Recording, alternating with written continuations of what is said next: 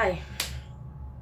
കഴിഞ്ഞ ദിവസം B genuine എന്ന് പറഞ്ഞിട്ട് ചാനലിൽ ആലീസ് ക്രിസ്റ്റി ചെയ്ത ഒരു വീഡിയോയ്ക്കെതിരെ ബി ജെനുവിനിലെ ആ കുട്ടി സംസാരിച്ചിട്ട് വീഡിയോ ചെയ്തിട്ടുണ്ടായിരുന്നു. ഒരുപാട് പേര് അത് കണ്ടിട്ടുണ്ട്.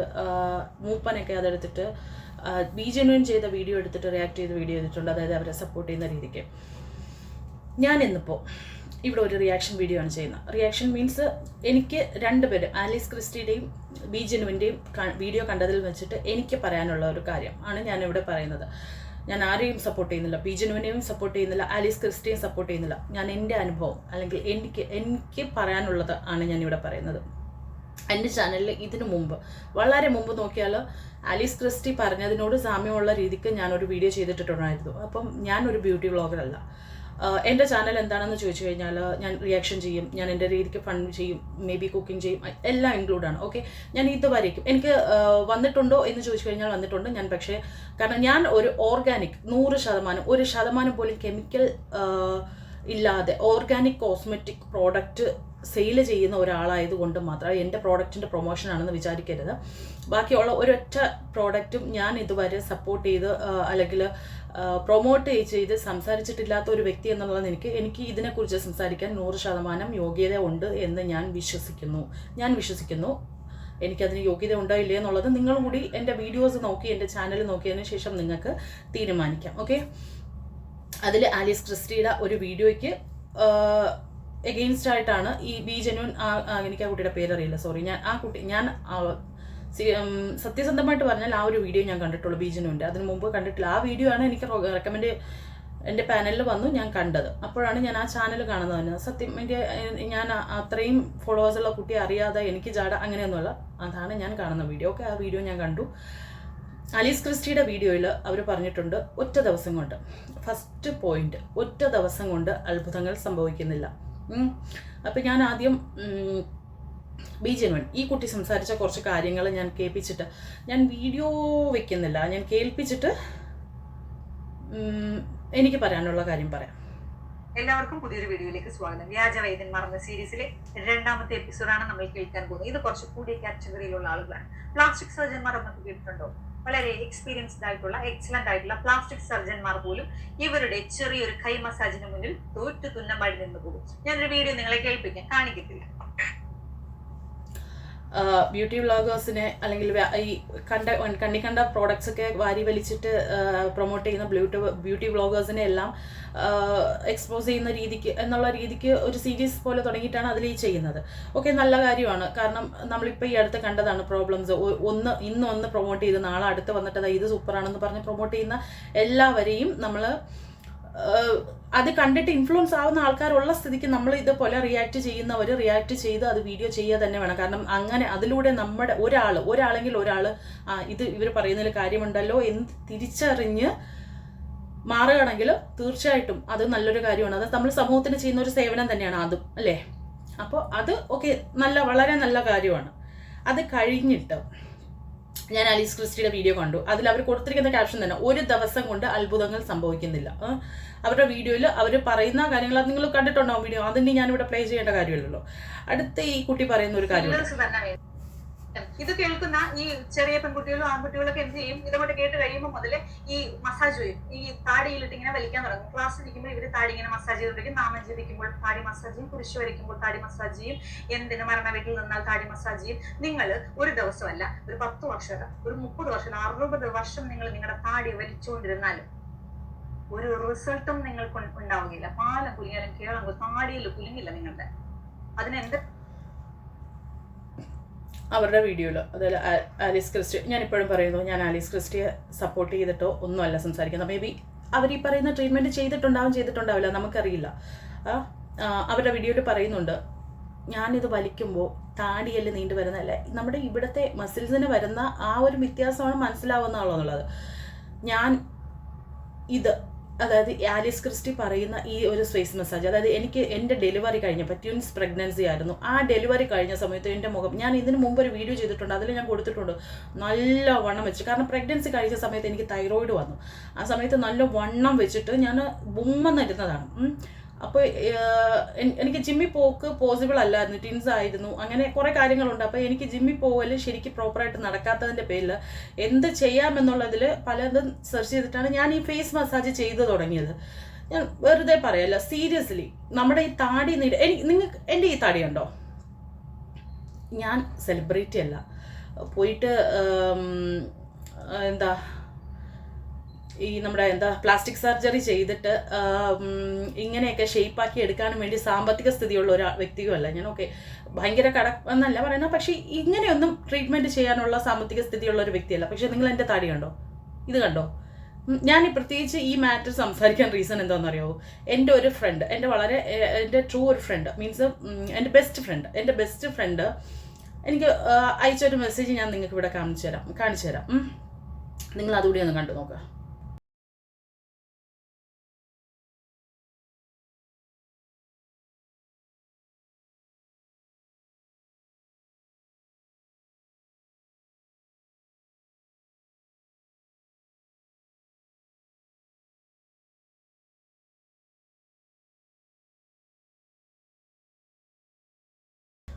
കണ്ടോ? ഡേറ്റ് നിങ്ങൾ ശ്രദ്ധിച്ചോ? ജൂൺ 20 അവൾ എന്നോട് ചോദിച്ചു, നിന്റെ താടി എന്താ ഇങ്ങനെ ഇരിക്കുന്നത് എന്നുള്ളത്. ഞാൻ കാരണം ഇതിനു മുമ്പ് അങ്ങനെ അല്ലായിരുന്നു, വേറെ ഒന്നുമല്ല ചെയ്തിട്ടുള്ളത്. ഞാൻ ഈ പറയുന്ന ഫേസ് മസാജ് കറക്റ്റ് അതിൽ അവർ പറയുന്ന സെയിം പ്രൊസീജിയർ, അത് അവരെ വീഡിയോ കണ്ടിട്ടൊന്നുമല്ല ഞാൻ ചെയ്തു തുടങ്ങി. ഒരുപാട് ഫേഷ്യൽ യോഗ, ഫേഷ്യൽ എക്സസൈസ് ഇങ്ങനെയെല്ലാം സെർച്ച് ചെയ്താൽ നമുക്ക് ഈ സെയിം സമാനമായിട്ടുള്ള പല വീഡിയോകൾ തന്നെയാണ് നമ്മൾ കാണുന്നത്. ഞാൻ ആ സെയിം വീഡിയോസ്, ആ സെയിം മസാജുകൾ ഞാൻ ഡെയിലി ഒരു 40 വട്ടം ഈ പറയുന്ന ഞാൻ എൻ്റെ ഇതിനു മുമ്പുള്ള ഒരു വീഡിയോയിൽ ഞാൻ കൊടുത്തിട്ടുണ്ട്. കറക്റ്റ് ഇങ്ങനെ 40 വട്ടം ഈ പറയുന്ന സെയിം ഈ പൊസിഷൻ ഇത് 40 വട്ടം. പിന്നെ ഞാൻ ചെയ്യുന്ന മെയിൻ ഒരു കാര്യം ഇങ്ങനെ വെക്കും, ഇങ്ങനെ വെച്ച് ഇതിങ്ങനെ വെച്ചിട്ട് ഇങ്ങനെ കൊടുത്തിട്ട് ഇങ്ങനെ ചെയ്ത് വിടുന്നത്, അത് 40 വട്ടം വെച്ചിട്ട് ഡെയിലി നൈറ്റ് ഞാൻ എൻ്റെ ഫേസിൽ ചെയ്യാറുണ്ട്. അതിൻ്റെ ഒരു അനന്തര ഫലമാണ് ഇത്. ഈ കണ്ടോ? ഞാനിത് ഒന്ന് ഫിൽ ചെയ്തതല്ല, ഇത് നാച്ചുറലി ഞാൻ മസാജ് ചെയ്തുണ്ടാക്കിയെടുത്താണെന്നുള്ളത് 100% എൻ്റെ നെഞ്ചി കൈവച്ച് എനിക്ക് പറയാൻ പറ്റും. സോ അതുകൊണ്ടാണ് ഞാൻ ഈ ഒരു വീഡിയോ ചെയ്യുന്നത്. അല്ലാതെ ആലിസ് ക്രിസ്റ്റി മേ ബി അത് ചെയ്തിട്ടുണ്ടാവും, ഒരു സെലിബ്രിറ്റിയാണ്, ചെയ്തിട്ടുണ്ടാവാൻ, ചെയ്യാതിരിക്കുക. നയൻതാര ചെയ്തു, ഇതിൽ പറയുന്നുണ്ട് നയൻതാരയ്ക്ക് എന്തുകൊണ്ട് എന്നാൽ പിന്നെ മസാജ് ചെയ്തുകൂടെ? നമ്മൾ കാശില്ലാത്തവർ, ഇതിനൊന്നും സാമ്പത്തികം ഇല്ലാത്ത നമ്മൾ മെനക്കെട്ട് കഷ്ടപ്പെട്ട് ഇത് ചെയ്യും. ചിലർക്ക് ക്യാഷ് ഉണ്ടെങ്കിൽ പോലും ഇങ്ങനെയുള്ള ഒന്നും ട്രീറ്റ്മെൻ്റ് ഒന്നും ഫേസിലോ അല്ലെങ്കിൽ സ്വന്തം ബോഡിയിൽ ചെയ്യാൻ താല്പര്യമില്ലാത്തവർ ഇത് ചെയ്യും ഇരുന്ന്. അതല്ല, ഇതിനൊന്നും ടൈമില്ല, കയ്യിൽ ക്യാഷ് ഉണ്ട്, ചെയ്യാമെന്നുണ്ടെങ്കിൽ അങ്ങനെ ചെയ്യും. അങ്ങനെയാണ്. അല്ലാതെ നയൻതാര ഡെയിലി രാത്രി ഇരുന്നിട്ട് മസാജ് ചെയ്യുന്നുണ്ടോ ഇല്ലയോ എന്നുള്ളത് നമുക്കറിയില്ല. അവരുടെ കയ്യിൽ ക്യാഷ് ഉണ്ടായിരുന്നു, അവർക്കത് ചെയ്യണമായിരുന്നു, അവർ പോയി ചെയ്തു. സോ നയൻതാര അത് ചെയ്തു എന്ന് വെച്ചാൽ അതെന്നാൽ പിന്നെ നയൻതാരയ്ക്ക് മസാജ് ചെയ്താക്കിക്കൂടെ? അവർക്ക് ഇങ്ങനെ ചെയ്യണമായിരുന്നു, ഇങ്ങനെ ചെയ്തു. ഇപ്പം ഈ പറയുന്ന നമ്മളുടെ എല്ലാവരുടെയും ഒരു ഭൂരിഭാഗം പേരുടെയും കയ്യിൽ ക്യാഷ് നല്ല രീതിക്ക്, അതായത് നമുക്ക് ആരോടും കണക്ക് കൊടുക്കാത്ത രീതിക്ക് നമ്മുടെ കയ്യിൽ സാമ്പത്തികം ഉണ്ടെന്നുണ്ടെങ്കിൽ തീർച്ചയായിട്ടും നമ്മൾ ഈ പറയുന്ന ഞാൻ ബ്യൂട്ടി പാർലറിൽ പോകും, ഇല്ലയെന്ന് ഞാൻ പറയുന്നില്ല. എൻ്റെ ഹെയർ സ്പാ ചെയ്യും, പിന്നെ അതുപോലെ മൊറോക്കൻ ബാത്ത്. ഞാൻ ഇവിടുത്തെ ബ്യൂട്ടി പാർലറിൽ പോയിട്ട് ചെയ്യുന്ന 3 കാര്യങ്ങളാണ്. പിന്നെ ഒന്ന് പെഡിക്യൂർ. ഇത് 3 ഞാൻ ബ്യൂട്ടി പാർലറിൽ പോയി ചെയ്യും. അത് ഞാൻ ചെയ്യുമെന്നുള്ളത് ചെയ്യുമെന്ന് തന്നെ പറയണം. സ്പാ ചെയ്യുന്നതെന്ന് പറയുമ്പോൾ ഹെഡ് മസാജ് എനിക്കത് ഭയങ്കര ഇഷ്ടമാണ്. അതുകൊണ്ടും മൊറോക്കൻ ബാത്ത് എന്ന് പറയുമ്പോൾ അത് നമ്മുടെ നാട്ടിൽ അധികം അവൈലബിൾ അല്ല. നമ്മുടെ ഫുൾ മൊറോക്കൻ സോപ്പ് ഉപയോഗിച്ചിട്ട് ഫുൾ നമ്മളൊരു ലേഡി നമ്മളെ നന്നായിട്ട് മാസത്തിൽ ഒരിക്കൽ അത് ചെയ്യണം കേട്ടോ, സീരിയസ് ആയിട്ട്. നമ്മൾ ഒന്ന് കുളിപ്പിക്കും മീൻസ് നമ്മുടെ ഈ പ്രഗ്നൻസി കഴിഞ്ഞിട്ട്, ഡെലിവറി കഴിഞ്ഞിട്ട് നമ്മളെ ഈ ഇതാകുന്നില്ല, അതുപോലെ നല്ല രീതിക്ക് നല്ല ചൂടുവെള്ളത്തിലൊക്കെ ആക്കിയിട്ട് നമ്മളൊന്ന് കുളിപ്പിക്കുക. അതാണ് ഭയങ്കര ബോഡിക്ക് ഭയങ്കര ഒരു റിലാക്സ് ഉള്ള ഒരു പരിപാടിയാണ്. പിന്നെ പെഡിക്യൂർ, അത് എനിക്ക് കാലിൻ്റെ മസാജ്. എനിക്ക് ഡെലിവറി പ്രഗ്നൻസിക്ക് ശേഷം നല്ല വണ്ണം വെച്ചപ്പോൾ കാലിന് പെയിൻ ഉള്ളതുകൊണ്ട് കാലിൻ്റെ മസാജ് കിട്ടും. അതുകൊണ്ട് ഞാനിത് 3 ചെയ്യും. അതല്ലാതെ ബ്യൂട്ടി പാർലറിൽ പോയിട്ട് ഒരു ഫേഷ്യൽ പോലും ചെയ്യാത്തൊരു വ്യക്തിയാണ് ഞാൻ. അപ്പോൾ ഇതൊക്കെ സംസാരിക്കാൻ എനിക്ക് യോഗ്യതയുണ്ടോയെന്ന് ഞാൻ വിശ്വസിക്കുന്നു. അതുകൊണ്ടാണ് ഞാനിത് സംസാരിക്കുന്നത്. ഓക്കെ, നിങ്ങൾ 1 അല്ല 10 അല്ല, നിങ്ങൾ 30 വർഷം ഇരുന്ന്, സോറി കറക്റ്റ് എന്നാന്ന് ഞാൻ കേട്ടോട്ടെ, അല്ല ഒരു 10 വർഷമല്ല, ഒരു 30 വർഷം, 60 വർഷം നിങ്ങൾ നിങ്ങളുടെ 10 അല്ല 30 അല്ല 60 വർഷം നിങ്ങളിരുന്ന് ചെയ്താലും നിങ്ങൾ ഈ താണ്ടി വലിച്ചുകൊണ്ടിരുന്നാലും നിങ്ങൾക്ക് ഷേപ്പ് കിട്ടില്ല എന്നാണ് പറയുന്നത്. എനിക്ക് ഈ ബീജനുവിന് ഈ കുട്ടിയോട് പറയാനുള്ളത്, നിങ്ങൾ ഈ വീഡിയോ കാണുന്നുണ്ടെങ്കിൽ വെറും ഒറ്റൊരാഴ്ച ഈ പറഞ്ഞ ജസ്റ്റ് ഒന്ന് മസാജ് ചെയ്ത് നോക്കുക. ചെയ്ത് നോക്കിയിട്ട് നിങ്ങൾ ഈ ചെയ്യുന്നതിന് മുമ്പ് ജസ്റ്റ് ഒന്ന് കണ്ണാടിയിൽ നോക്കിയിട്ട് നമ്മുടെ മുഖം നമ്മൾ നല്ലപോലെ ഒന്ന് നോക്കണം. അതിനുശേഷം ഒരാഴ്ച ഈ മസാജ് ജസ്റ്റ് ഒന്ന് ചെയ്ത് നോക്കുക. നിങ്ങളോട് ഒരാളെങ്കിലും ആ മുഖം ഒന്ന് ഒതുങ്ങിയല്ലോ, എന്ത് പറ്റി, നല്ല ഷേപ്പ് ഉണ്ടല്ലോ, അല്ലെങ്കിൽ വണ്ണം കുറഞ്ഞോ എന്ന് ഒരാളെങ്കിലും നിങ്ങളോട് ചോദിച്ചിട്ടില്ലെങ്കിൽ നിങ്ങൾ അപ്പോൾ വന്ന് വീഡിയോ ഇടുക. നമുക്കൊരു കാര്യത്തെക്കുറിച്ച് അറിയില്ല, അല്ലെങ്കിൽ നമ്മളൊരിക്കലും അത് എക്സ്പീരിയൻസ് ചെയ്തിട്ടില്ല, ചെയ്ത് നോക്കിയിട്ടില്ല, ഇങ്ങനെയാണെന്ന് നമുക്കറിയില്ല എന്ന് അതിൻ്റെ അർത്ഥം അങ്ങനെ ഇല്ല എന്നല്ല. ഞാൻ ഇത് 100% ചെയ്ത് എനിക്ക് റിസൾട്ട് കിട്ടിയിട്ടുള്ള ഒരു വ്യക്തി എന്നുള്ള നിലയ്ക്കാണ് ഞാൻ ഈ പറയുന്നത്. അല്ലാതെ അവളിങ്ങനെ ചെയ്തു വന്നത് എന്നാൽ പിന്നെ ഞാൻ തിരിച്ച് മറുപടി പറഞ്ഞ ഒരു കൗണ്ടർ വീഡിയോ ചെയ്യാം, അങ്ങനെയൊന്നുമല്ല. എനിക്ക് അനുഭവമുണ്ട്. ഇപ്പം അവർ ട്രീറ്റ്മെൻറ്റ് ചെയ്തോ ചെയ്തില്ലേ എന്നുള്ളത് എനിക്കറിയില്ല, പക്ഷേ എനിക്ക് എൻ്റെ അനുഭവമുണ്ട്. ഓക്കെ, ഇങ്ങനെ ചെയ്താൽ ഇങ്ങനെ നടക്കും എന്നുള്ളത് എനിക്ക് അനുഭവം ഉള്ളതുകൊണ്ട് എനിക്ക് വന്നിരുന്നത് പറയാൻ പറ്റും. തീർച്ചയായിട്ടും നിങ്ങൾക്ക് അതിൻ്റെ റിസൾട്ട് ഞാനിവിടെ വിസിബിളായിട്ട് കാണിച്ചു തരണം. ഈ ചെയ്യുന്ന കണ്ടോ, എൻ്റെ ഒരു ഞാൻ ആ ഫോട്ടോ ഞാൻ നോക്കട്ടെ, ഞാൻ ഇവിടെ വെക്കാൻ പറ്റുമെങ്കിൽ നിങ്ങൾക്ക് കണ്ടാൽ മനസ്സിലാവും. ബണ്ണ് പോലെ ഇരുന്ന മുഖമാണ്, ഈ പറഞ്ഞ പോലെ വട്ടമുഖം. ഈ കുട്ടി ഇതിൽ പറയുന്നുണ്ട് വട്ടമുഖം, നമ്മുടെയൊക്കെ മലയാളി പെൺകുട്ടിയൊക്കെ വട്ടമുഖമാണ് എന്നുള്ളത് ശരിയായിരുന്നു. വട്ടത്തിൽ നല്ല ബണ്ണുരുട്ടി വെച്ചിരുന്ന പോലെയായിരുന്നു എൻ്റെ മുഖം. എനിക്കിപ്പോൾ ഇങ്ങനെ ആക്കി. അതിനുശേഷം തുറന്ന് പറയാൻ ഞാൻ അങ്ങനെ പോസ്റ്റ് ഇടുക അങ്ങനെ എന്തോ ആക്കി സോഷ്യൽ മീഡിയയിൽ ഒന്നും വന്ന് പറഞ്ഞിട്ടില്ലാത്തൊരു എന്താണ്. അതിനുശേഷം ഒരു തവണ കൂടി ഞാൻ പ്രഗ്നൻ്റ് ആവുകയും കുഞ്ഞ് 6 മാസത്തിൽ 6 ആഴ്ചയിൽ ഹാർട്ട് ബീറ്റ് നിലയ്ക്കുകയും 10ാമത്തെ ആഴ്ചയിൽ എനിക്ക് അബോർഷൻ നടക്കുകയും ചെയ്തുകൊണ്ട് ഞാൻ ഒരുപാട് മാനസികമായിട്ട് ബുദ്ധിമുട്ട് അങ്ങനെ വന്നതിന് ശേഷം ഞാനിപ്പോൾ കുറേ നാളായിട്ട് എക്സസൈസ് ഒന്നും ചെയ്ത് ഇപ്പം ഒരു 3-4 ആഴ്ച ആവുള്ളൂ ഞാൻ വീണ്ടും റീസ്റ്റാർട്ട് ചെയ്തിട്ട്. ഒരു 3-4 മാസത്തോളം ഞാനിപ്പോൾ അങ്ങനെ നിർത്തി വെച്ചിരിക്കുകയായിരുന്നു. കാരണം ആ ഒരു മാനസിക ബുദ്ധിമുട്ടിൽ ഞാൻ വീണ്ടും നിർത്തുകയും പ്രോപ്പർ ഇതൊന്നും അല്ലാത്തതുകൊണ്ട് വീണ്ടും ഞാൻ കുറച്ചുകൂടി ഒന്ന് വണ്ണം വെച്ചു. എൻ്റെ ഫേസ് ഇപ്പോൾ വീണ്ടും എന്നോട് ഒരുപാട് പേര് ചോദിച്ചു എന്ത് പറ്റി വണ്ണം കുറഞ്ഞു, ഷുഗർ ഉണ്ടോ എന്ന് എന്നോട് ചോദിച്ചു. അതായത് നല്ല ഉണ്ടുമണിയായിട്ട് ഇരിക്കുന്ന ഞാൻ കഷ്ടപ്പെട്ട് വണ്ണം കുറച്ചുകൊണ്ട് വന്നപ്പോഴത്തേക്കും ചോദിച്ചു എന്ത് പറ്റി പെട്ടെന്ന് വണ്ണം കുറഞ്ഞ, ഷുഗർ ഉണ്ടോ എന്ന് ചോദിച്ചു. ഞാൻ ആരെയും തൃപ്തിപ്പെടുത്തിയെന്ന് നമുക്കൊന്നും ചെയ്യാൻ പറ്റില്ല. അപ്പം അങ്ങനെ എനിക്ക് റിസൾട്ട് കിട്ടി വന്നിടത്തുനിന്ന് പെട്ടെന്ന് ഇങ്ങനെ വന്ന് ഞാൻ മാനസികമായിട്ടൊരു ബുദ്ധിമുട്ട് വന്നതിന് ശേഷമാണ് വീണ്ടും ഞാൻ ഇപ്പോൾ ഇങ്ങനെ ഒരു രീതിക്ക്, അതായത് ഇവിടെ ഈ ഒരു ഷേപ്പ് ഉണ്ട്, പക്ഷേ ഇവിടെയൊക്കെ വണ്ണം വെച്ചിരിക്കുന്നതിൻ്റെ റീസൺ അതുകൊണ്ടാണ് ഞാൻ വീണ്ടും ഇപ്പോൾ ഒന്നുകൂടി റീസ്റ്റാർട്ട് ചെയ്ത് ഒക്കെ തുടങ്ങിയിട്ടേ ഉള്ളൂ ഈ പറയുന്ന മസാജ്. പിന്നെ ആ കുട്ടി പറയുന്ന 1-2 കാര്യങ്ങളിലൂടെ എനിക്ക് അതിന് മറുപടി പറയണമെന്ന് തോന്നി, അതുകൊണ്ടാണ് ഞാൻ ഈ വീഡിയോ ചെയ്യുന്നത്. പാടി വലിച്ചുകൊണ്ടിരുന്നാലും ഒരു റിസൾട്ടും നിങ്ങൾക്ക് ഉണ്ടാവുകയില്ല. പാല കുലുങ്ങിയാലും താടിയിൽ കുലുങ്ങില്ല നിങ്ങളുടെ. അതിനെന്ത് വേണം, ഒന്നുകിൽ ചിൻ ഓഗ്മെന്റേഷൻ ചെയ്യണം, അല്ലെങ്കിൽ ഫില്ലേഴ്സ് യൂസ് ചെയ്യണം. ഫില്ലേഴ്സ് ചിൻ ഓഗ്മെന്റേഷനും വേണ്ട, ഫില്ലേഴ്സും വേണ്ട, ഇതൊന്നും ഇല്ലാതെ നമ്മളൊന്ന് മെനക്കെടാൻ തയ്യാറാണോ? നമുക്കിത് ചെയ്തെടുക്കാം, നേടിയെടുക്കാം. സീരിയസ് ആയിട്ട് പറയാം, ഞാൻ ആവശ്യമില്ലാതെ ഒരൊറ്റൊരു ടാബ്ലറ്റ് കഴിക്കാത്തൊരു വ്യക്തിയാണ്. എൻ്റെ പ്രഗ്നൻസി പീരീഡിൽ പോലും ഞാൻ ഒരൊറ്റ ടാബ്ലറ്റും കഴിച്ചിട്ടില്ല. ഞാൻ നന്നായിട്ട് നല്ല രീതിക്ക് ഭക്ഷണം കഴിക്കുക മാത്രമാണ് ചെയ്തിട്ടുള്ളത്. കാരണം എനിക്ക് ഷുഗർ, തൈറോയ്ഡ് അങ്ങനെയുള്ളതൊന്നും പ്രഗ്നൻസി പീരീഡിലില്ലായിരുന്നു. സോ അത് അത്യാവശ്യമല്ലാത്ത ഫോളിക് ആസിഡ് അങ്ങനെയുള്ള ഗുളികളൊന്നും ഞാൻ സീരിയസ് ആയിട്ട് ഞാൻ പറയുകയാണ് ഞാൻ കഴിച്ചിട്ടേ ഇല്ല.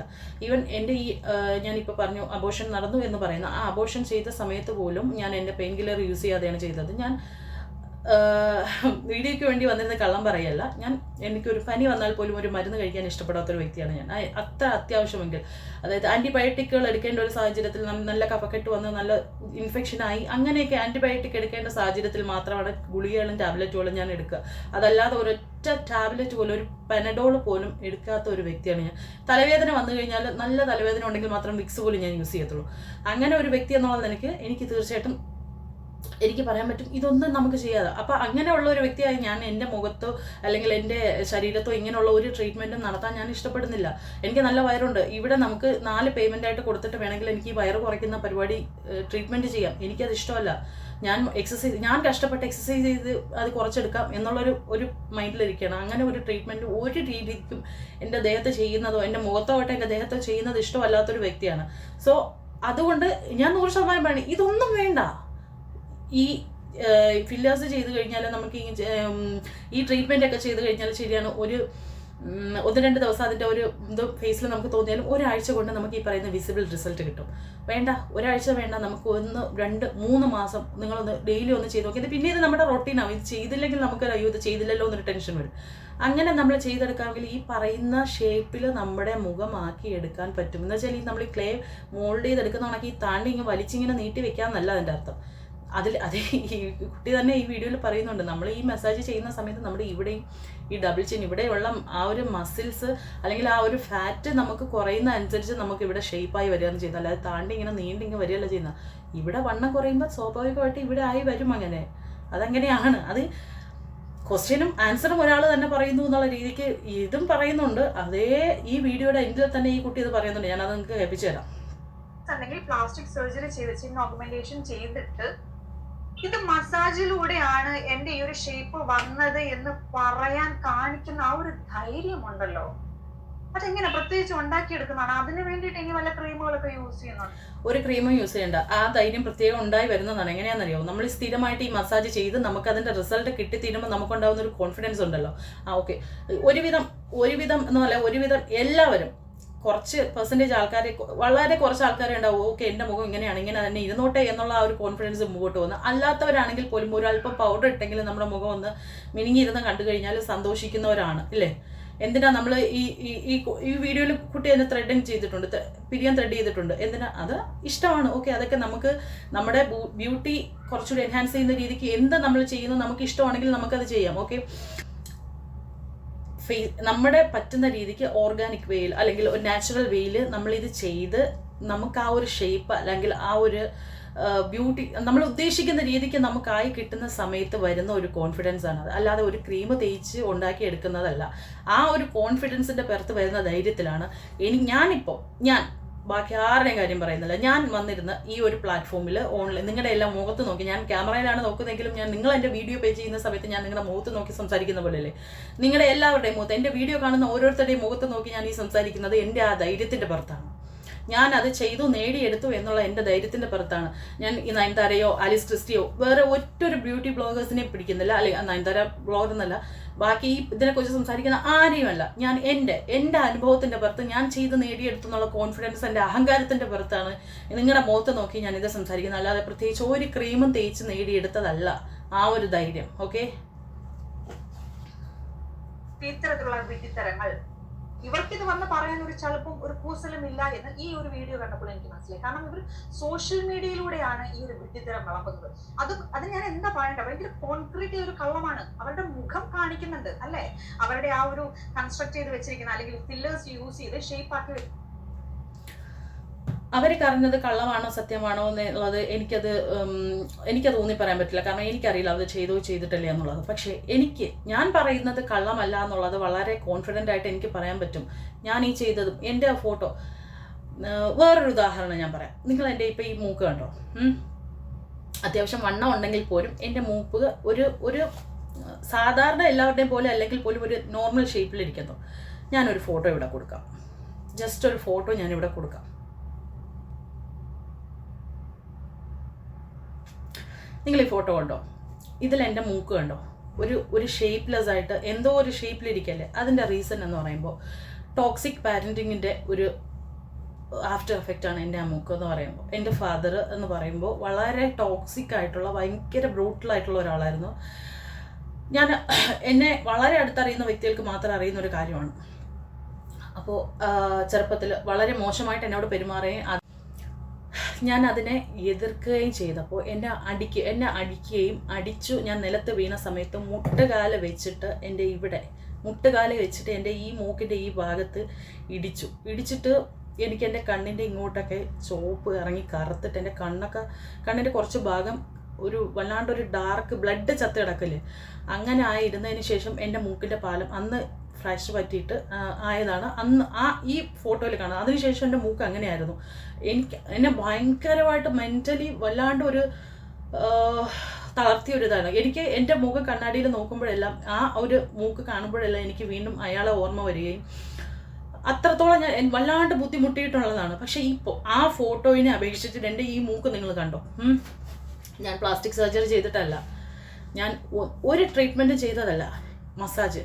ഈ പറഞ്ഞ ആലിസ് ക്രിസ്റ്റി, അതിൽ ഞാൻ ഒറ്റൊരു വീഡിയോ കണ്ടിട്ടുള്ളൂ. അവർ മൂക്കിന് വേണ്ടിയിട്ടുള്ള അത് പറയുന്നുണ്ടോ എന്ന് എനിക്കറിഞ്ഞൂടാ.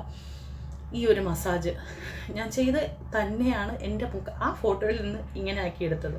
അപ്പോൾ പിന്നെ എനിക്ക് 100% കോൺഫിഡൻ്റ് ആയിട്ട് പറഞ്ഞൂടെ, ഞാനൊരു പ്ലാസ്റ്റിക് സർജറി ചെയ്തിട്ടില്ല. സീരിയസ് ആയിട്ട് അങ്ങനെ ചെയ്യുകയാണെങ്കിൽ കുറച്ചുകൂടി മൂക്ക് തിന്നാക്കി നല്ല ഷേപ്പാക്കി വെക്കില്ലേ, ഒന്നും ചെയ്തിട്ടില്ല. 100% ഈ പറഞ്ഞ മസാജ് ചെയ്ത് എൻ്റെ മൂക്ക് ഇങ്ങനെ ആക്കി എടുത്തതാണ്. അപ്പോൾ പിന്നെ എനിക്ക് നിങ്ങളുടെ മുഖത്ത് നോക്കി എനിക്ക് 100% കോൺഫിഡൻസ് ആയിട്ട് സംസാരിച്ചുകൂടെ. അപ്പോൾ അതുപോലെ വേറൊരു ഉദാഹരണം പറയാനാണെങ്കിൽ എനിക്ക് ഇനി ഒരുപാടുണ്ട്. സീഷർ, ഈ ഇത്രത്തോളം മെൻ്റൽ ടോർച്ചർ അനുഭവിച്ചതിൻ്റെ ഫലമായിട്ടാണ് എന്താണെന്ന് എനിക്കറിഞ്ഞില്ല. എനിക്ക് സീഷർ, ഞാൻ 5th to 6th ആയ സമയത്താണ് ഫസ്റ്റ് ടൈം എനിക്ക് സീഷർ വരുന്നത്. ഞാൻ ജെന്നി അപസ്മാരം എന്ന് പറയും, നിങ്ങൾക്ക് അറിയില്ലേ, അത് വന്ന് സ്കൂളിൽ ഫസ്റ്റ് ദിവസം ചെല്ലുന്ന ദിവസം ഇങ്ങനെ വന്ന് വീഴുകയും അത് ഇങ്ങനെ സംഭവിച്ചു. അതിനുശേഷം പിന്നെ ആദ്യമായിട്ട് എനിക്ക് വരുന്നത് അപ്പോഴാണ്. അതിനുശേഷം എനിക്ക് കണ്ടിന്യൂസ് അങ്ങനെ പല തവണ, ആദ്യമൊക്കെ അത് വരുന്ന ഒരു ഡ്യൂറേഷൻ കുറവായിരുന്നു. ഇന്ന് വന്നു കഴിഞ്ഞാൽ ഒരു 2 ആഴ്ച കഴിഞ്ഞിട്ട് പിന്നെ അങ്ങനെയായിരുന്നു. പിന്നെയാണ് ഡ്യൂറേഷൻ മാറി വന്നത്. അപ്പോൾ ഞാൻ കുറച്ച് ഒരു 3-4 തവണ ആയപ്പോൾ ട്രിവാൻഡ്രത്ത് മെഡിക്കൽ കോളേജിൽ ഡോക്ടർ മുഹമ്മദ് കുഞ്ഞാണോ മുഹമ്മദ് കുട്ടിയാണോ എന്ന് എനിക്കറിയണം, മുഹമ്മദ് കുട്ടി, ഇങ്ങനെ ഒരു ഡോക്ടറെ കൺസൾട്ട് ചെയ്യും. എനിക്ക് ഇതിൻ്റെ ട്രീറ്റ്മെൻറ്റ് ആരംഭിക്കുകയും ചെയ്തു. ട്രിയോപ്റ്റൽ 300 അങ്ങനെയാണ് എൻ്റെ ഒരു ഓർമ്മ. ഇപ്പോൾ ഇത്രയും വർഷമായി ട്രിയോപ്റ്റൽ 300 എന്നാണ് എൻ്റെ ഒരു ഓർമ്മ. 300 ആണ് ടാബ്ലറ്റ് സ്റ്റാർട്ട് ചെയ്തത്. ഈ ടാബ്ലറ്റ് കഴിച്ചാൽ രാവിലെയും രാത്രിയും 2 ടാബ്ലറ്റാണ്. ഈ ടാബ്ലറ്റ് രാത്രി 10 മണിക്ക് ഞാൻ കഴിച്ചാൽ പിറ്റേന്ന് രാവിലെ 10 മണി വരെ അന്തം വിട്ട ഉറക്കമാണ്. രാവിലെ 10 മണിക്ക് കഴിച്ചാലും ക്ഷീണവും ഉറക്കം ഒന്നും പ്രോപ്പറായിട്ട് പറ്റുന്നില്ല. ലാസ്റ്റ് കുറച്ച് നാൾ അത് കണ്ടിന്യൂ ചെയ്തിട്ട് പറ്റാഞ്ഞിട്ട് ഡോക്ടറോട് പറയും. പിന്നെ കുറേ നാൾ കഴിഞ്ഞിട്ട് ഈ 300 എന്നുള്ളത് 150 ആക്കി തരികയും ചെയ്തു. അപ്പോൾ ഈ ടാബ്ലറ്റ് കഴിച്ചതിൻ്റെ അനന്തരഫലമായിട്ട് ആദ്യമായിട്ട് പീരീഡ്സ് ആവാൻ ലേറ്റായി. സാധാരണ ഒരു 11-12 വയസ്സൊക്കെ ആകുമ്പോഴത്തേക്കും ആവുന്നതല്ലേ. അപ്പോൾ ഈ ടാബ്ലറ്റുകൾ കഴിച്ചതിൻ്റെ ഫലമായിട്ട് ഞാൻ ആദ്യമായിട്ട് ഫസ്റ്റ് ടൈം എൻ്റെ ലൈഫിൽ പീരീഡ്സ് ആവുന്നത് 15ാമത്തെ വയസ്സിലാണ്. അപ്പോൾ അത് എൻ്റെ യൂട്രസിന് ചുറ്റും ഒരു ലെയർ പോലെ വരികയും അതുകൊണ്ടാണ് പീരീഡ്സ് ആവാത്തത്. അപ്പോൾ അതുകൊണ്ട് തന്നെ പെട്ടെന്ന് ഞാൻ കയറി നല്ല വണ്ണം വയ്ക്കുകയും ചെയ്തു. ആ ഒരു സമയത്തൊട്ട് കൂടിയതാണ് ഈ വണ്ണം. അപ്പോൾ ടാബ്ലറ്റ് ഇത് കണ്ടിന്യൂ ചെയ്തേ പറ്റുള്ളൂ. 150 ഇത് മാറ്റാൻ പറ്റില്ല എന്ന് പറഞ്ഞു. ഇത് ഞാൻ കണ്ടിന്യൂ ചെയ്തേ പറ്റുള്ളൂ എന്ന് കുറേ നാൾ ഞാൻ കഴിച്ചു. എൻ്റെ ലൈഫിൽ കുറേ നാൾ ഈ ടാബ്ലറ്റ് കഴിച്ചു. അതിൻ്റെ ആഫ്റ്റർ എഫക്റ്റ് വരാൻ പോകുന്നത് എന്തൊക്കെയാണെന്ന് ഡോക്ടർ പറഞ്ഞു. ഓർമ്മക്കുറവുണ്ടാവും. ഡെലിവറി ടൈം വളരെ ശ്രദ്ധിക്കണം. ഡെലിവറി ടൈം സീഷർ ഇത് വരാനുണ്ട് ചാൻസ് ഉണ്ട്. പിന്നെ ലൈഫ് ലോങ് ഞാൻ ഈ ഗുളിക കഴിക്കണം, ഈ വണ്ണം ഒക്കെ എൻ്റെ കൂടെ ഉണ്ടാവും എന്നുള്ള ഇതൊക്കെയായിരുന്നു എൻ്റെ ആഫ്റ്റർ എഫക്റ്റ് പറഞ്ഞത്. മുടി ഒരുപാട് കൊഴിച്ചിലുണ്ടാവും അങ്ങനെയൊക്കെ പറഞ്ഞിട്ടുണ്ടായിരുന്നു. എന്നോട് ഡോക്ടർ ഇത് പറഞ്ഞു. ഞാൻ ഡോക്ടർ എല്ലാ തവണയും മെഡിക്കൽ കോളേജിലല്ല പോയി കണ്ടിട്ടുള്ളത്, ഞാൻ വീട്ടിൽ പോയിട്ടാണ് കൂടുതലും കാണുന്നത്. എന്നോട് ഇത് ഡോക്ടർ പറഞ്ഞ് 2 വർഷത്തിൽ ഞാൻ എൻ്റെ ടാബ്ലറ്റ് നിർത്തി. എനിക്ക് അതിനുശേഷം മാക്സിമം 3 വട്ടം സീഷർ വന്നിട്ടുണ്ട്. പിന്നെ എൻ്റെ ലൈഫിൽ ഇതുവരെയൊക്കെ എനിക്ക് സീഷർ വന്നിട്ടില്ല. ഞാൻ അവിടെ പോകുന്ന സമയത്തും 42-45 വയസ്സോളമുള്ള സ്ത്രീകൾ പോലും അപ്പോഴും ഇത് വന്നിട്ട് ടാബ്ലറ്റ് കഴിക്കാനും ഡോക്ടറെ കൺസൾട്ട് ചെയ്യാനിരിക്കുകയൊക്കെ ചെയ്യുന്ന അവർ വർഷങ്ങളായിട്ട് ഇവരെ ഇതേപോലെ ചെറുപ്പത്തിൽ വന്നിട്ട് വർഷങ്ങളായിട്ട് കണ്ടിന്യൂ ചെയ്ത് പോകുന്നത് എനിക്കറിയാം. ഇത് വരുന്ന സമയത്ത് ഭയങ്കര ഭീകരമാണ് ഈ അവസ്ഥ. നിങ്ങൾക്കറിയാവോ, ഈ സീഷർ വരുന്നത് നമുക്കത് വരുന്നതിന് മുമ്പ് നമുക്ക് മനസ്സിലാക്കാൻ പറ്റും. ഞാൻ വണ്ടിയിലൊക്കെ പോകണമെങ്കിൽ ഞാൻ പെട്ടെന്ന് വണ്ടി ഒതുക്കും. സ്കൂട്ടിയിൽ ഒരിക്കൽ പോയിക്കൊണ്ടിരുന്ന സമയത്ത് എനിക്ക് വന്നിട്ടുണ്ട്. ഞാൻ പെട്ടെന്ന് വണ്ടി ഒതുക്കി. നമുക്ക് പെട്ടെന്ന് നമ്മളൊരു സ്ഥലത്തോട്ട് പോകുക, അല്ലെങ്കിൽ ഞാനിപ്പോൾ ഈ സംസാരിച്ചുകൊണ്ട് നിങ്ങളോട് നിൽക്കുകയാണല്ലോ, ഞാൻ പെട്ടെന്ന് എന്താണ് ചെയ്തുകൊണ്ട് നിന്നതെന്ന് എനിക്ക് പെട്ടെന്നൊരു മറതി പോലെ തോന്നും.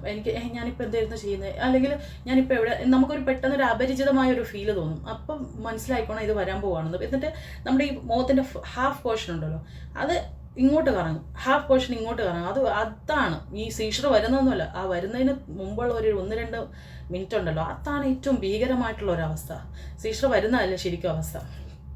അത്രത്തോളം ആ ഒരു ലെവലിൽ അനുഭവിച്ചുകൊണ്ടിരുന്നതാണ് ഞാൻ. ഡോക്ടർ എന്നോട് ലൈഫ് ലോങ് ഈ ടാബ്ലറ്റ് എടുത്തേ പറ്റുള്ളൂ എന്നോട് ഡോക്ടർ പറഞ്ഞു. ഇതിൻ്റെ ചിലപ്പോൾ മേ ബി അതിൻ്റെ പവർ കുറയുമായിരിക്കും, പക്ഷെ ടാബ്ലറ്റ് എടുത്തേ പറ്റുള്ളൂ എന്ന് പറഞ്ഞ് വെറും 2 വർഷം 2 വർഷം തികച്ചെടുത്തിട്ടില്ല. ഞാനൊരു കണക്ക് പറഞ്ഞതാണ് 2 വർഷം. ഞാൻ അതിനുശേഷം എടുത്തിട്ടില്ല ടാബ്ലറ്റ്. സീഷർ വരുന്നതിന് മുമ്പ് ഞാനായിട്ട്, എൻ്റെ ഉമ്മ പോലും അറിയാതെ ഞാനായിട്ട് ഈ ടാബ്ലറ്റ് കഴിക്കുന്നത് ഞാൻ നിർത്തി. കാരണം എനിക്ക് മടുത്തു. ഞാൻ ഇനി കഴിക്കില്ല എന്ന് തീരുമാനമെടുത്തു. ഞാനായിട്ട് ഈ ടാബ്ലറ്റ് നിർത്തി. എനിക്ക് വരുമെന്ന് തോന്നുന്ന നിമിഷം ഇല്ല, എനിക്ക് സീഷർ വരാൻ പോകുന്നു എന്ന് തോന്നുന്ന സമയത്ത് ഞാൻ എൻ്റെ മൈൻഡിൽ, എൻ്റെ ഒരു വിൽ പവറാണ് കേട്ടോ ഞാൻ പറയാം. ഞാൻ നിങ്ങളോട് ഇതിന് മുമ്പ് മുടിയുടെ ഒരു കാര്യം പറഞ്ഞപ്പോഴും നമ്മുടെ മൈൻഡിൻ്റെ പവർ നമ്മൾ കരുതുന്നതിലൊക്കെ ഒരുപാടാണ്. എനിക്കിതിങ്ങനെ വരുന്ന സമയത്ത് ഞാൻ പറഞ്ഞു, ഇല്ല എനിക്കിത് വരില്ല എന്ന് ഞാൻ എൻ്റെ മൈൻഡിൽ ഒരു ബലം കൊടുത്തിട്ട് 1-2 തവണ വരാതെ അങ്ങ് മാറിപ്പോയി. പക്ഷെ നെക്സ്റ്റ് ടൈം വന്നു.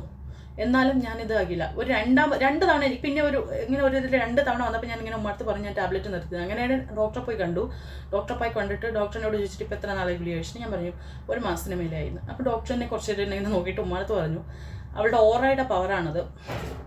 അന്നൊന്നും ഞാൻ ഇതിലൊന്നും സീരിയസ്ലി ഞാൻ ഈ ഓറ എന്താണ് അങ്ങനെയൊന്നും ഞാനൊന്നും വിശ്വസിച്ചിരുന്നില്ല കേട്ടോ. പക്ഷേ ഞാൻ വിചാരിച്ചാൽ നടക്കുന്നൊരു മെൻ്റൽ ഒരു ഇതെനിക്കുണ്ടായിരുന്നു. എന്നിട്ട് അതിന് ശേഷം എനിക്ക് തോന്നുന്നു ഇപ്പോൾ ഒരു 10 വർഷത്തിന് മേലെ ഞാൻ ടാബ്ലറ്റ് കഴിച്ചിട്ടില്ല. ഡോക്ടർ പറഞ്ഞ പ്രകാരം ഞാൻ ഇപ്പോഴും കഴിച്ചുകൊണ്ടിരിക്കേണ്ടതാണ്. എൻ്റെ ഡെലിവറി ടൈമിന് ഞാൻ 2 ഡെലിവറി ആയിരുന്നു, 3 കുട്ടികളുണ്ട്. 2 ഡെലിവറി, 1 സിസേറിയനുമായിരുന്നു. 2 ഡെലിവറി ടൈമിലും എനിക്കിത് വന്നിട്ടില്ല. ഞാൻ നിർത്തിയപ്പോൾ നാളെ ഇനി ഒരു കണ്ടന്റ് വേണമെങ്കിൽ ആക്കിക്കോ, മെഡിക്കൽ സയൻസിനെ തോൽപ്പിച്ചുകൊണ്ട് തന്നെയാണ്, എൻ്റെ വിൽ പവർ കൊണ്ട് മാത്രമാണ് ഞാൻ അത് നേടിയെടുത്തത്.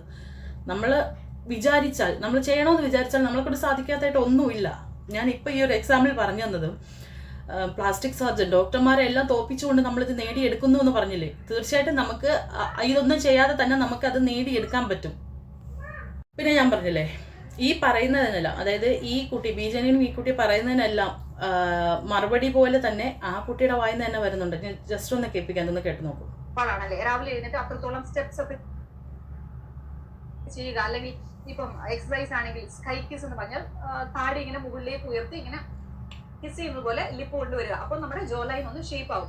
അതിനുണ്ടായിരുന്ന ഒരു കാരണം എന്ന് പറഞ്ഞു കഴിഞ്ഞാൽ, ഈ താടിയിൽ അനങ്ങുന്നതോ അല്ലെങ്കിൽ ഈ ചിൻ ഓഗ്മെന്റ് ചെയ്യുന്ന സമയത്ത് ഇങ്ങനെ കട്ട് ചെയ്ത് അല്ലെങ്കിൽ പ്ലേറ്റ് ചെയ്യുന്ന പ്രൊസീജിയർ ഒന്നും അവിടെ നടക്കുന്നില്ല. പകരം നമ്മുടെ ഈ ഡബിൾ ചിന്റെ ഭാഗത്തുള്ള എക്സ്ട്രാ ഫാറ്റ് ഒക്കെ പോയി നമ്മൾ ലീൻ ആയി കഴിഞ്ഞാൽ, നമ്മൾ മെലിഞ്ഞ് കഴിഞ്ഞാൽ, സെയിം പോയിന്റാണ് അലീസ് ക്രിസ്റ്റി അവിടെ പറയുന്നത്. നമ്മളുടെ താണ്ടി നമ്മൾ വലിച്ചു നീട്ടിയെടുക്കുകയല്ല ചെയ്യുന്ന, ബാക്കി ചുറ്റുമുള്ള ഫാറ്റ് കുറയുന്ന സമയത്ത് അത് കുറച്ച് നമുക്കങ്ങനെ ഷേപ്പ് കിട്ടുന്നതാണ്. ഇത് തന്നെ എല്ലാവരും പറയുന്നത്, ഒറ്റ ദിവസം കൊണ്ട് അത്ഭുതങ്ങൾ സംഭവിക്കുന്നില്ല, ടൈം എടുക്കും. പക്ഷെ നമുക്ക് ബാക്കി ഒന്നും, അതായത് ഒരു ട്രീറ്റ്മെൻ്റ് ഒന്നും ചെയ്യാത്ത രീതിക്ക് നമുക്കത് ചെയ്തെടുക്കാൻ പറ്റും എന്നുള്ളത് ആ കുട്ടി തന്നെ പറയുന്നുണ്ട്. ക്വസ്റ്റ്യനും ആൻസറും ആ കുട്ടി തന്നെയാണ് പറയുന്നത്. ഞാൻ ഒറ്റൊരു ഉദാഹരണം കൂടെ പറയാം.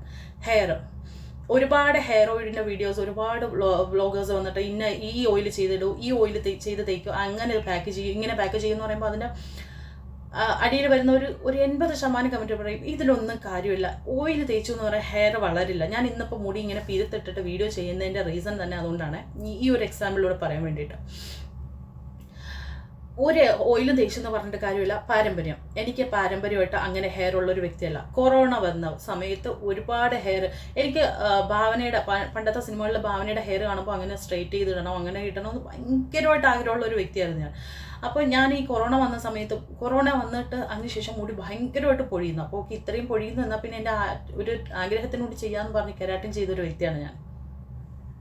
നമുക്ക് ഉണ്ടിൻ്റെ അവിടെ ഒരു തള്ളു എന്ന് പറയുന്ന കണക്ക്, അല്ലെങ്കിൽ കൊറോണ വന്ന് മുടിക്ക് ഇത്രയും കൊഴിഞ്ഞുകൊണ്ടിരിക്കണം, ഇതിൻ്റെ കൂടെ ഈ കെരാട്ടിനോട് ചെയ്തതിന് ശേഷം എൻ്റെ മുടിയുടെ അവസ്ഥ കണ്ടിട്ട് ഞാനങ്ങ് അയ്യോ ഇതെന്ത് അവസ്ഥയായതെന്ന് എനിക്കങ്ങ് സങ്കടം സഹിക്കാൻ ഞാൻ കരഞ്ഞിട്ടുണ്ട്. കാരണം അത്ര ഇങ്ങനെ പൊഴിഞ്ഞ് എൻ്റെ റൂമിൽ നോക്കിക്കഴിഞ്ഞാൽ മുടി അങ്ങനെ ആയിട്ട് വല്ലാത്തൊരവസ്ഥയിലായിപ്പോയി. ഞാൻ അങ്ങനെ ആദ്യമായിട്ട് ഞാൻ ചെയ്യുന്നത്, ഞാൻ ഉരുക്കെണ്ണ ഉണ്ടാക്കിയിട്ട് മുടിക്കൊന്ന് തേച്ച് നോക്കിയപ്പോൾ കൊഴിച്ചിലിനൊരു ആശ്വാസം ഉണ്ടായി. ഞാൻ കെരാട്ടിൻ ചെയ്തുവെങ്കിൽ പ്രോപ്പർ അതിൻ്റെ ട്രീറ്റ്മെൻറ്റ് ചെയ്തു, അതിൻ്റെ ഷാമ്പു കണ്ടീഷണർ അങ്ങനെയൊന്നുമില്ല. എനിക്ക് ജസ്റ്റ് ഇതാണ് എൻ്റെ ഒറിജിനൽ ഹെയർ, ഇതൊന്നും വ്യത്യാസം, അതായത് ഇതുപോലെ കിടക്കണം, ഇത്ര എനിക്ക് അങ്ങനെ ഒരു ആഗ്രഹം ഉണ്ടായിരുന്നു. അപ്പോൾ അതുകൊണ്ട് അത് ചെയ്തതിന് ശേഷം ഞാൻ പ്രോപ്പർ ഒന്നും അങ്ങനെ ഇതാകില്ലായിരുന്നു. ഞാൻ പിന്നെ ആദ്യം ഉരുക്കെണ്ണ ഉണ്ടാക്കി തേച്ചപ്പോൾ എൻ്റെ മുടി കൊഴിച്ചിന് വളരെ നല്ല രീതിക്ക് എനിക്ക് മാറ്റം അനുഭവപ്പെട്ടു. അപ്പോൾ ഞാൻ ചിന്തിച്ചു, ഓക്കെ കുറച്ചുകൂടി ഇതായിട്ട് കാച്ചി തേക്കാമെന്ന് പറഞ്ഞിട്ട് ഞാൻ കുറേ കാര്യങ്ങൾ ഹെയർ ഗ്രോത്തിന് ആവശ്യമുള്ളതൊക്കെ ഞാൻ സെർച്ച് ചെയ്ത് കണ്ടുപിടിച്ചിട്ട് ഞാൻ ഒരു റെസിപ്പി നോക്കി ഹെയർ ഓയിൽ കാച്ചി തേച്ചു. എനിക്ക് വന്ന വിസിബിൾ ഉണ്ടല്ലോ, എനിക്ക് ആ ഒരു ഇതുണ്ടല്ലോ മാറ്റം, വിസിബിൾ ആയിട്ടുള്ള മാറ്റം എന്ന് പറയുമ്പോൾ എന്നെ തന്നെ അത്ഭുതപ്പെടുത്തി എന്ന് പറഞ്ഞാൽ, എൻ്റെ അനിയത്തി ക്യാൻസർ പേഷ്യൻറ്റിന് ഡൊണേറ്റ് ചെയ്യാൻ വേണ്ടി ഹെയർ കട്ട് ചെയ്തിട്ട് അവൾക്ക് ഇവിടെ വരെ ഉണ്ടായിരുന്നു. അവളുടെ ഇപ്പോഴത്തെ മുടി നിങ്ങളൊന്ന് കാണണം. എനിക്ക് എൻ്റെ ഡെലിവറി കഴിഞ്ഞു ആ ഒരു സമയത്തൊക്കെ വന്ന പിന്നെ ഇതിൽ കൊണ്ടാണ് നീളം ഇത്രയും കുറഞ്ഞത്. ഞാൻ പിന്നെ ഒരു തവണ കൂടി പ്രോട്ടീൻ ചെയ്തെന്ന് പറയുമ്പോൾ എൻ്റെ സിസ്റ്റർ വർക്ക് ചെയ്യുന്ന സലൂണിലത്തേക്ക് അവർ പ്രോഡക്റ്റ് മേടിക്കാൻ വേണ്ടി പ്രോട്ടീൻ ക്യാഷിനല്ല, പ്രോട്ടീൻ നിൻ്റെ ഹെയറിലൊന്ന് ചെയ്തോട്ടെ എന്ന് ചോദിച്ചു. രണ്ടാമതൊരു തവണ പ്രോട്ടീൻ ചെയ്ത് വീണ്ടും പണി കിട്ടി. അതിനുശേഷം കുറേ ഹെയർ കട്ട് ചെയ്ത് കളഞ്ഞ് എനിക്ക് പിന്നെ വളർന്നു വന്ന ഒരു ഹെയറാണിത്. അപ്പം ഞാൻ ആ രണ്ടാമത് ഞാൻ ചെയ്ത പ്രോട്ടീനിൻ്റെ ആ ഒരു ബാക്കി പത്രമാണ് ഇത് കണ്ടോ, ഈ കിടക്കുന്നത് എൻ്റെ ഇതുവരെയുള്ള ഈ ഒരു ഹെയർ ഉണ്ടല്ലോ, ഇതാണ് എൻ്റെ ഒറിജിനൽ ഹെയർ. ഈ വളർന്നു വന്നിരിക്കുന്നത് 100% ഓയിൽ തേച്ച് വളർത്തിയെടുത്തതാണ്.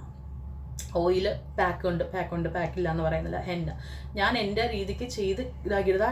നിങ്ങൾ കാണുന്നത് കണ്ടോ, ഇതൊന്നും പൗഡർ ഇട്ടാക്കിയതല്ല, ഇതൊക്കെ വളർന്നു വരുന്ന ഹെയറാണ്. ഞാൻ കാണിച്ചു തരാം. ഇതൊക്കെ കണ്ടോ, ഇത് 100% എൻ്റെ ഹെയർ ഓയിൽ തേച്ചിട്ട്. ഇനി ഈ ഹെയർ എല്ലാം എനിക്ക് ബാക്കിലോട്ട് വളർന്നിറങ്ങുമ്പോൾ എനിക്ക് നല്ല തിക്ക്, ഇപ്പം ആവശ്യത്തിന് ഞാൻ ചെയ്തു വെച്ച തോന്നിവാസത്തിന് എനിക്ക് അപ്പോൾ ആവശ്യത്തിൽ കൂടുതൽ നല്ല തിക്നെസ് ഉണ്ട്. എന്നിരുന്നാലും ഈ ഹെയറൊക്കെ കണ്ടോ, ഈ ഹെയർ ഇതിപ്പോൾ എല്ലാവർക്കും വളർന്നു വരുന്ന ബേബി ഹെയർ അല്ലേ? ഇത് കണ്ടോ, ഇതിപ്പോൾ എല്ലാവർക്കും വളർന്നു വരുന്ന ബേബി ഹെയർ അല്ലേ എന്ന് ചോദിക്കുക. ഇതാ വെയിറ്റ്, ഇവിടെ കുറച്ച് ഇതുണ്ട്, അതായത് ഇതല്ല, എനിക്കത് അല്ലാതെ ഇരിക്കുന്ന സമയത്ത് ഇതാ കണ്ടോ, ഇത് അതായത് ഇവിടെ നിന്ന് ഇങ്ങനെ വളർന്നു വരുന്നത്. ഇതുപോലെ എൻ്റെ തല നിറയെ ബേബി ഹെയർസ് എനിക്കിങ്ങനെ വളർന്ന് ഇറങ്ങിക്കൊണ്ടിരിക്കുകയാണ്. അതായത് അപ്പോൾ ഈ ഹെയർ എല്ലാം എനിക്ക് താഴോട്ട് നീളം ലെങ്ത് എത്തുമ്പോൾ നല്ല തിക്ക് അതുപോലെ എൻ്റെ ഈ ഫേസിന് അല്ലെങ്കിൽ ഈ കഴുത്തിന് ചുറ്റുമായിട്ട് 100% ഇതുപോലെ ഹെയർ വളർന്നിറങ്ങിക്കോട്ടെ. ഇതൊക്കെ പുതിയതാണ്ട് ഹെയർ വളർന്നിറങ്ങിയാണ്. ഇതിൻ്റെ ലെങ്ത് കണ്ടോ നിങ്ങൾ, ഇത്രയേ ഉള്ളൂ ലെങ്ത്. ഇതിങ്ങനെ വളർന്നിറങ്ങിക്കൊണ്ടിരിക്കുകയാണ്. ഓയിൽ തേച്ചിട്ടാണ്. ഈ ഓയിൽ തേക്കുന്നതിലൊന്നും കാര്യമല്ല, ഹെയർ ഓയിൽ തേച്ചിട്ടൊന്നുമല്ല മുടി വളരുന്നത് എന്ന് പറയുന്നവർക്കുള്ള ഒരു എനിക്ക് കാണിച്ചു തരാനുള്ളതാണ്. അങ്ങനെ പറയുന്നവരോട് നമ്മൾ വിചാരിച്ചാൽ ട്രീറ്റ്മെൻറ്റ് ചെയ്യണം, അല്ലെങ്കിൽ വയറ് കുറയ്ക്കുന്നതിൻ്റെ ആ ബെല്ലി ട്രാൻസ്ഫോർമേഷൻ ട്രീറ്റ്മെൻറ്റ്, അങ്ങനെ കുറേ ഇതുണ്ട്, ബെല്ലി ഫാറ്റ് റിഡ്യൂസോ അങ്ങനെ എന്തൊക്കെയോ ട്രീറ്റ്മെൻറ്റ്, അത് ചെയ്യണമെന്ന് തന്നെ ഇല്ല. നല്ല രീതിക്ക് നമുക്ക് അത് അല്ലാതെ തന്നെ ചെയ്തെടുക്കാം. ഈ ഫേസ് ഇതിപ്പോൾ ഞാൻ പറഞ്ഞില്ല, ഞാൻ കുറച്ച് മാനസികമായിട്ടുള്ള ബുദ്ധിമുട്ട് കാരണം കുറേ നാൾ ഞാൻ നിർത്തി വെച്ചിരിക്കുകയായിരുന്നു. വീണ്ടും ഞാനിപ്പോൾ സ്റ്റാർട്ട് ചെയ്തിട്ടുള്ളൂ. ഞാൻ ഒരു കുറേ നാൾ കഴിയുമ്പോൾ എൻ്റെ വീഡിയോസ് എല്ലാം കാണുന്നവരാണെങ്കിൽ നിങ്ങൾക്ക് ഇതിൻ്റെ വ്യത്യാസം എനിക്ക് ഇനി മനസ്സിലാവും. എനിക്ക് ഏറ്റവും നിങ്ങളോട് പറഞ്ഞു തരാനുള്ളത് എൻ്റെ ആ മൂക്കിൻ്റെയാണ്. എൻ്റെ ആ ഫോട്ടോയിൽ നിങ്ങൾക്ക് കാണാം എൻ്റെ മൂക്ക് എങ്ങനെയാണെന്നുള്ളത്. ഈ ഒരു ഇതിൽ നിങ്ങൾക്ക് കാണാം. അത് എനിക്ക് ഭയങ്കര സന്തോഷമുണ്ട്. കാരണം എനിക്ക് എൻ്റെ കണ്ണാടിയിൽ ഞാൻ നോക്കുന്ന സമയത്ത് എൻ്റെ മുഖം കാണുമ്പോഴല്ല എനിക്ക് ഭയങ്കര ആ ഒരു സമയത്തുള്ള ഒരു ഓർമ്മകൾ എന്നെ ഹോണ്ട് ചെയ്യുന്നുണ്ടായിരുന്നു. പക്ഷേ ഇപ്പോൾ എനിക്ക് ഭയങ്കരമായിട്ട് ആ ഒരു കോൺഫിഡൻസ് ലെവൽ എന്ന് പറയുന്നത് വേറെ തന്നെയാണ് കേട്ടോ. അപ്പം എനിക്ക് ബി ജെനുവിൻ എന്ന് പറയുന്ന കുട്ടിയോട് പറയാനുള്ളത് ഒരു സിമ്പിൾ, വളരെ സിമ്പിൾ, ഞാൻ ഈ പറയുന്ന ഫേസ് മസാജ് ഒന്നും ചെയ്തൊന്നും കഷ്ടപ്പെടണ്ട, വളരെ സിമ്പിൾ ഒരു കാര്യം ഞാൻ പറഞ്ഞുതരാം. അതൊരു 3 ദിവസം ചെയ്യാമോ? ചെയ്ത് നോക്കിയിട്ട് റിസൾട്ട് എന്തെങ്കിലും ഫീൽ ചെയ്യുന്നുണ്ടോ? പിമ്പിൾസ് ഉണ്ടോ മുഖത്ത്? നല്ല രീതിക്ക് പിമ്പിൾസ് വന്നിട്ട് ബ്ലാക്ക് ഹെഡ്സ് അങ്ങനെയൊക്കെ ഉണ്ടോ? ജസ്റ്റ് ഞാനൊരു കാര്യം പറയട്ടെ, നമുക്ക് താങ്ങാൻ പറ്റുന്ന ചൂടുള്ള വെള്ളം എടുത്തിട്ട് ഈ കൈ 2 മുക്കുക, എന്നിട്ട് ഈ കൈ കൊണ്ടുവന്നിട്ട് മുഖത്ത് എവിടെയൊക്കെയാണോ പിമ്പിൾസ് ഉള്ളത് ഒന്ന് ആ ചൂട് മുഖത്തോട്ട് കൊടുക്കുക. ചൂട് പോകുമ്പോൾ വീണ്ടും ഈ ചൂടുവെള്ളത്തിൽ മുക്കുക, മുഖത്തോട്ട് കൈ വയ്ക്കുക. 3 ദിവസം നിങ്ങളുടെ ഞാൻ എൻ്റെ സിസ്റ്ററിനെയൊക്കെ വിളിക്കുന്ന പോലെ എന്നായിപ്പോയി, ക്ഷമിക്കണം, ഞാൻ ഇപ്പോൾ തന്നെ ക്ഷമ ചോദിക്കുകയാണ്. നിങ്ങളുടെ മുഖത്ത് ഈ പിമ്പിൾസ് അല്ലെങ്കിൽ ഈ ബ്ലാക്ക് ഹെഡ്സ് കാണാം. വേറൊരു കാര്യം പറയട്ടെ, ഇങ്ങനെ നിങ്ങൾ സ്ഥിരമായിട്ട് ചെയ്യുകയാണെന്നുണ്ടെങ്കിൽ നിങ്ങളുടെ മുഖത്ത് ഈ പിമ്പിൾസ് ബ്ലാക്ക് ഹെഡ്സ് ഒക്കെ പോയതിനു ശേഷം ക്ലീൻ ആൻഡ് ക്ലിയർ ആയിട്ട് നിങ്ങൾക്ക് തന്നെ തോന്നും നല്ല ഭയങ്കര ഷൈനിങ്. അല്ലെങ്കിൽ ഈ കൊറിയൻകാരുടെ ഗ്ലാസ് സ്കിന്ന് വരുമെന്ന് ഞാൻ പറയുന്നില്ല, അത് അവരുടെ ജീനിൻ്റെയാണ്. നമുക്കൊരിക്കലും നമ്മളിനി തലകുത്തി നിന്നാൽ പോലും നമുക്കൊരിക്കലും അങ്ങനെ കിട്ടില്ല. നല്ലൊരു ഗ്ലോ, നല്ലൊരു ഫിനിഷിങ് നിങ്ങളുടെ ഫേസിന് കിട്ടും, 100% കിട്ടും. ഇതൊന്ന് 3 ദിവസം പോട്ടെ ഒരാഴ്ച, 3 ദിവസം കൊണ്ട് നിങ്ങൾക്ക് അതിൻ്റെ വിസിബിൾ റിസൾട്ട് കാണാൻ പറ്റും. ഒരാഴ്ച ജസ്റ്റ് ഒന്ന് ചെയ്ത് നോക്കാവൂ. ചെയ്ത് നോക്കിയതിന് ശേഷം പറയും ഇതൊക്കെ നമുക്ക് ചെയ്യാൻ പറ്റുന്നതാണോ. ഇത് ഒരു ട്രീറ്റ്മെൻറ്റ് വേണ്ട, ഒരു പാക്കോ അല്ലെങ്കിൽ ഓയിലോ ഒന്നും മുഖത്തിടണ്ട, ഇത് മാത്രം ഒന്ന് ചെയ്ത് നോക്കുക. ചെയ്ത് നോക്കിയിട്ട് നിങ്ങൾക്ക് റിസൾട്ട് ഉണ്ടോ എന്ന് പറയാൻ പറ്റുമോ? 100% കിട്ടും. ഞാൻ ഇത് മനസ്സിലാക്കിയത് എൻ്റെ ആഫ്റ്റർ ഡെലിവറി അനുഭവങ്ങളാണ് മനുഷ്യൻ്റെ ടീച്ചർ അല്ലേ. ഓരോ കാര്യങ്ങളും മനുഷ്യർ പഠിക്കുന്ന അനുഭവങ്ങൾ കൂടിയാണ്. എൻ്റെ ഡെലിവറിക്ക് ശേഷം എനിക്ക് മുഖത്ത് കുറച്ച് കുരുക്കൾ ഒക്കെ ഉണ്ടായിരുന്നു. ആ ഒരു സമയത്ത്